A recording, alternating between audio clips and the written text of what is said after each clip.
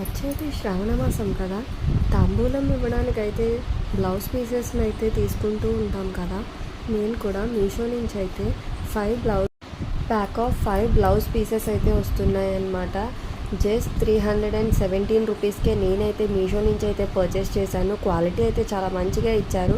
ఇవి 80 పాయింట్స్ కాదు, 1 metre blouse pieces అనమాట. ఇవి చాలా బాగున్నాయి. కలర్స్ కూడా చాలా అట్రాక్టివ్గా ఉన్నాయి అన్నమాట. కలర్స్ కూడా చాలా మంచిగా అయితే ఇచ్చారు.